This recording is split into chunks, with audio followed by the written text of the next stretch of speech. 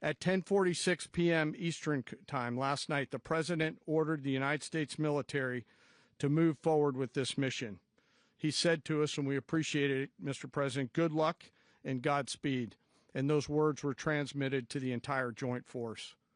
Over the course of the night, aircraft began launching from 20 different bases on land and sea across the Western Hemisphere.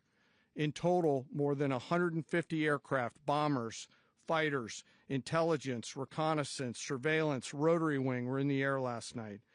Thousands and thousands of hours of experience were airborne. Our youngest crew member was 20, and our oldest crew member was 49, and there's simply no match for American military might.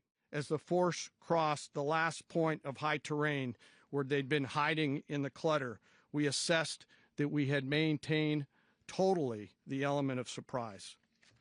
As the helicopter force ingressed towards the objective at low level, we arrived at Maduro's compound at 1:01 a.m. Eastern Standard Time, or 2:01 a.m. Caracas local time, and the apprehension force descended into Maduro's compound. On arrival into the target area, the helicopters came under fire, and they replied with that fire with overwhelming force in self-defense.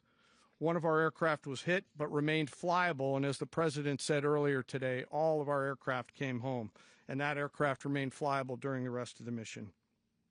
As the operation unfolded at the compound, our air and ground intelligence teams provided real-time updates to the ground force, ensuring those forces could safely navigate the complex environment without unnecessary risk. The force remained protected by overhead tactical aviation.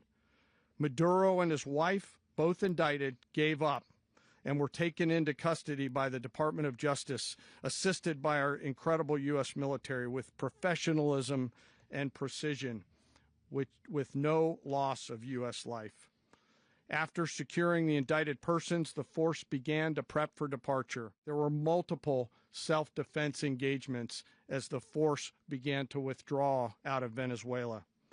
The force successfully exfiltrated and returned to their afloat launch bases, and the force was over the water at 3:29 a.m. Eastern Standard Time with indicted persons on board.